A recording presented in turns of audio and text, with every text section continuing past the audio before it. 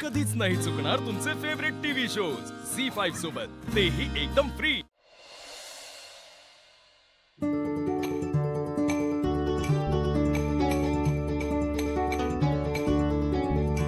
जानू, तू आणि जयंत दोघेही एकदा हरीशच्या दुकानात जाऊन ये। अगं इतकं मोठं दुकान आहे।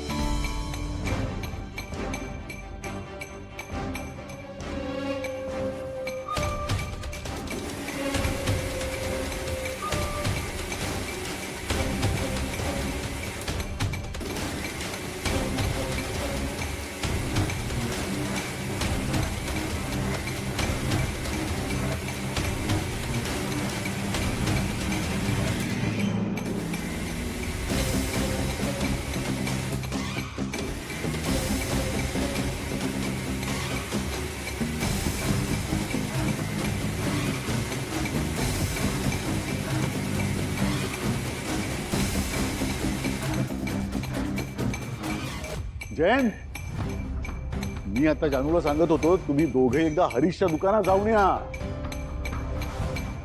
अरे फार छान वाटेल, इतकं मोठं दुकान आहे। हा लक्ष्मी, हा बरोबर की नाही का? हो हो जानू, जायलाच हवं तुम्ही तर, इतकं छान दुकान आहे ना। हो ना बाबा, खरंच जायचंय हो आम्हाला दादाच्या दुकानात। ए जयंत, आपण जाऊयात हा। जानू एक सांगू, मला सगळ्यात बरं या गोष्टीचं वाटलं की माझी नोकरी जायच्या आधी आपला हरीश मार्गी लागला। अहो हा, काय बोलताय तुम्ही? तर म्हटलं नोकरीचं जणू काय आता रिटायरमेंट लगेच आली तुमची, खूप वेळ आहे अजून त्याला। ए आई, असं नाही हा, आता बाबा सुद्धा एवढी वर्ष नोकरी करून दमलेत आणि आता त्यांनी सगळी जबाबदारी दोन्ही दादांवर टाकायलाच हवी। नाही ग बाई, असं इतक्यात दमून कसं चालेल? संसार करायचा म्हणजे विडा उचलण्यासारखं आहे, शेवटपर्यंत निभावावं लागतं, कळतंय का?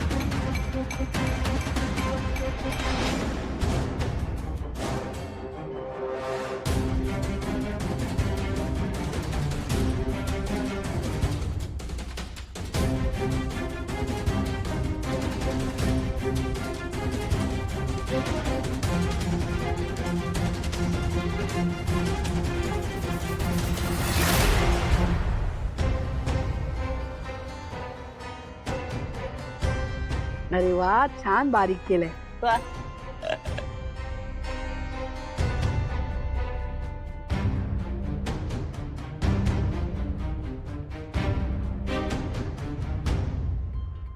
ए जयंत, ये ना तू पण आमच्यासोबत गप्पा मार बस। हा ये जयंत।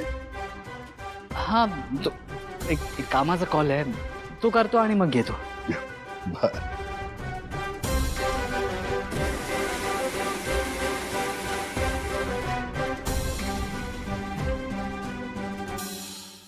अरे यार, 9 लाख रुपये कुठून आणू मी आता?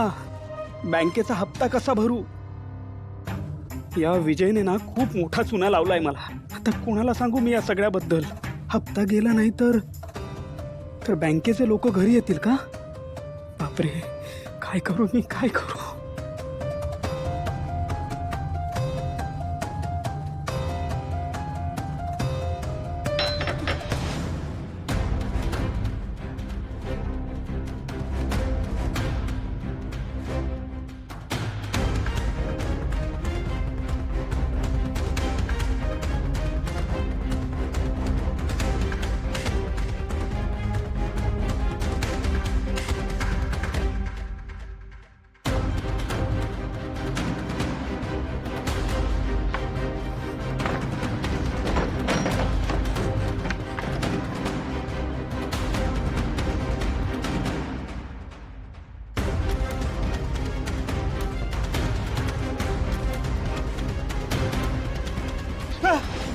अरे अरे काय झालं?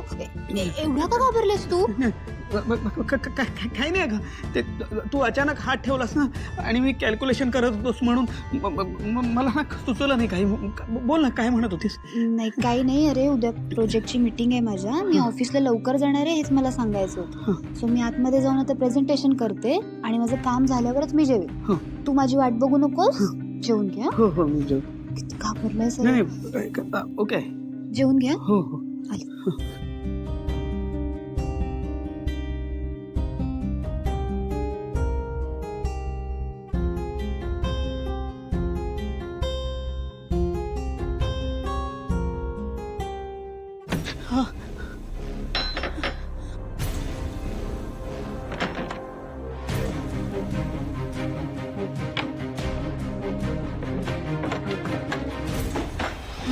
अरे काय झालं? काय नाही. काय करत होता? दरवाजा कशाला लावला होता? कड्या कशाला लावून बसला होता? झोपला होता? हा झोपलो. हा? नाही नाही असं काही नाही. मग येता येता गाडीवरून दळण आणलं असतं तर किती बरं झालं असतं नाही. पण नाही काय तर म्हणे मी दमलो. आम्ही नाही दमत. आता मला परत पायपीट करत दळण घ्यायला जावं लागणार. बाई सगळं कंटाळा सगळं. हे वीणा, हा अगं जे काय बडबडतेस ते आम्हाला ऐकायला येईल असं तरी बडबड, नाही तर बडबडू नकोस. हो का? नाही आता आवाजाची पट्टी किती ठेवायची ती तुम्हीच सांगा. काय?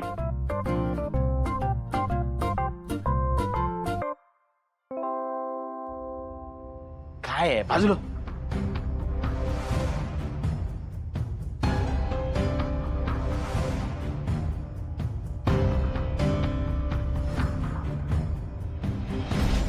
बापरे, इतकी मस्तीखोर म्हणजे काही विचार. जादूचे किस्से. अरे जय, ये ना, बस बस बस, तुला एक गंमत सांगतो जादूची. बस जरा. तिला बरं का खूप लहान होती, हट्ट धरून बसली की मला पोलिसांचा ड्रेस पाहिजे, नाही का? बाई, हो. पोलिसांचा ड्रेस आठवतोय का? विसरलीस? हो बाबा, आठवतंय. तो किस्सा विसरणं शक्यच नाहीये.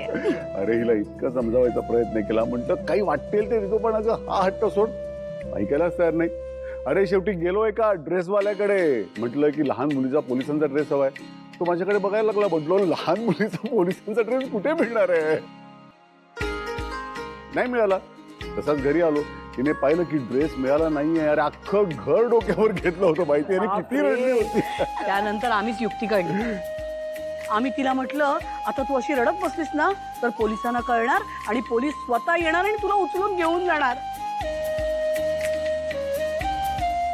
आम्हाला वाटलं आता गप्प बसेल, कसलं काय, आणखीन मोठ्याने भोकाड पसरलं तिने. आणि आई, तुला तो किस्सा आठवतो? म्हणजे लहान असताना मी लपाछपी खेळत होते आणि 2 तास पाण्याच्या पिंपातच जाऊन बसलेले. बाई, अहो धाबे दणाणले होते आमचे. मी आणि भावना अख्खं घर हिला शोधत होतो, पण ही काही सापडे ना. झी5 ॲप डाउनलोड करा आणि पहा सर्व एपिसोड्स एकदम फ्री.